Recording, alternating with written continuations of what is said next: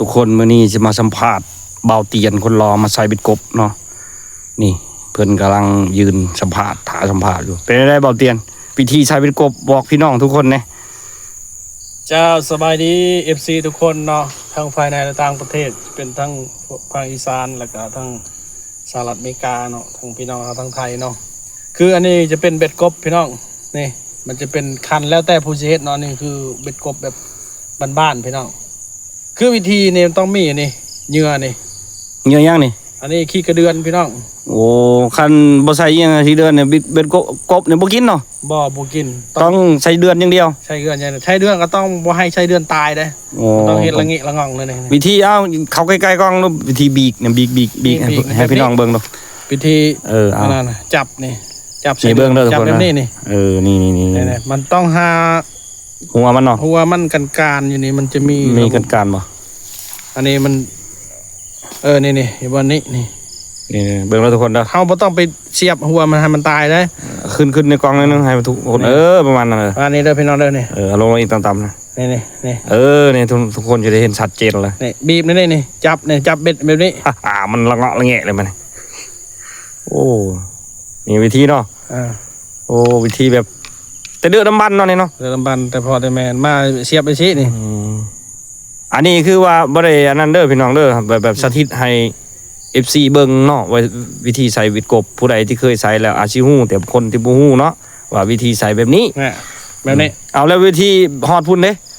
เอาพวกเฮาก็ไปหาสถานที่ที่เฮาอยากจะใส่นำเฮาต้องมีนี่มันต้องมีน้ำอยู่บนนี่แล้วเฮาเบิ่งสถานที่ว่ามันเหมาะสมเอากองมาไกลๆนี่พาก่อนนี่ทุกคน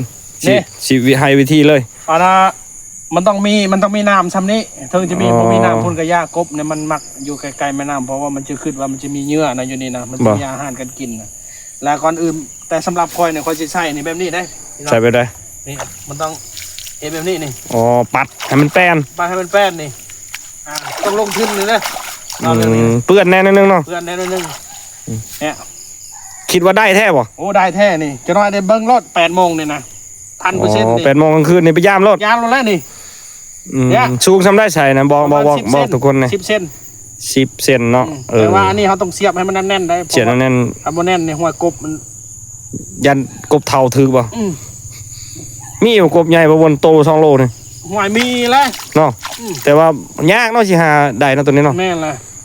ถ้ามันยังต่ำเนี่ยยันหมดมันกินนะอันนี้คือเพิ่นกับบริษัทด้นแล้วเด้อทุกคนเด้อคือเบาเตียนเพิ่นบริษัทเป็นกบด้นแต่ว่าอันนี้เพิ่นสาธิตให้FC หรือว่าคนที่บ่เคยใส่เป็นกบเนาะเพิ่นสาธิตให้ซื้อในเบิ่งใกล้ๆนี่นี่ขี้กระเดือนมันบ่ตายเลยคันขี้เดือนตายเนี่ยแสดงว่าเฮาบ่สามารถที่จะได้กบเด้อทุกคนเด้อประมาณนี้แหละความสูงเนาะ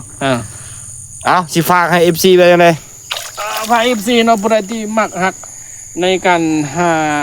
กบแบบสไตล์แบบบ้านๆต้องเฮ็ดแบบนี้มันจึงสิได้แล้วก็หาสถานที่ที่ว่าให้หน้าบ่หรือว่าห้วยบ่ประมาณแบบนี้ในห้วยก็ใส่ได้เนาะใส่ได้กบห้วยก็มีกบหน้าก็มีกบห้องพวกอันนั้นเป็นจังคือเนาะน้องคลองบึงนะแบบน้อยๆนะเฮาใส่ได้ FC ทุกคนเนาะก็เข้าไปเบิ่งหลายๆเด้อกดแชร์กดไลค์กดปุ่มติดตามหรือว่าเบิ่งหลายๆแล้วก็สิสถิตอีกต่อไปนี่อีหยังอีกต่อไปเนาะต่อไปคือ8:00นเฮาสิมายามเป็นกบยามเลยคือเฮามาเอากบแล้วก็เอาขี้เหยื่อเอาเหยื่อนี่แหละมาบีบใส่อีกมาใส่คือเก่ามื้อเช้าเฮาก็เอาอีกคือระยะในการเอากบนี่กลางคืนนี่1ครั้งตอนเช้าก็ได้อีก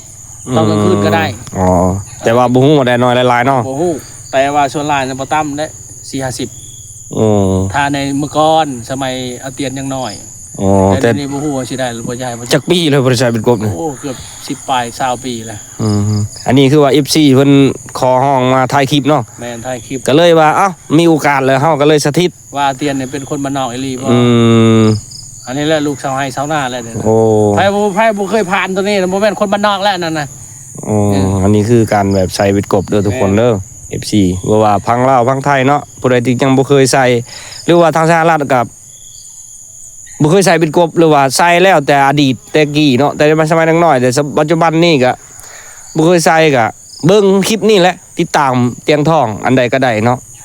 บางคนก็ยังบ่เข้าใจว่าเตียงทองมาได้ไสเตียงทองก็อายเตียนไลฟ์สไตล์แหละเป็นอายแต่ว่าเฮ็ดคนละซ่องเนาะเอาชี้แจงให้ FC ทุกคนฮู้เนาะเอาไปนำกันนั่นแหละ สบายดีก็ อ้าว ขอบใจ ขอบใจเด้อเตียน ไปก่อนเจ้าทามว่าหลังจากใส่เบ็ดกบเลย หลังจากใส่เบ็ดกบแล้วเฮ็ดจังได๋ ล้างมือ มันบ่มีแพบสมมุติว่าบ่มีแพบบ่มีสบู่เนาะสมัยตะกี้เนาะบ่มีแพบบ่มีสบู่แล้ว วิธีดับกินข้าวใส่เดือนน่ะนะเพราะว่าใส่เดือนมันมีขาวแล้วแม่นบ่ล่ะมันเป็นเมือกเป็นยางเนาะ พี่น้อง ในสมัยก่อนนะคนตะกี้นะมันบ่ค่อยมีแฟบเนาะคือเข้าวิธีดับกลิ่นนะเพื่อในแบบภูมิปัญญาชาวบ้านนะเขาจะเอาผักกระแยงนี่ดับกลิ่นพี่น้องคือเก็บผักกระแยงมา เอาเบิ่งใกล้ๆดูผักขะแยง นะไผก็ฮู้ ผักขะแยงนั่นนี่เนาะ ผักกระแยงเลยนี่นะ โอ้ เอาไปแกงใส่หน่อไม้หั่นน่ะนี่แหละดับกลิ่นข้าวขี้ใช้เดือนนะนี่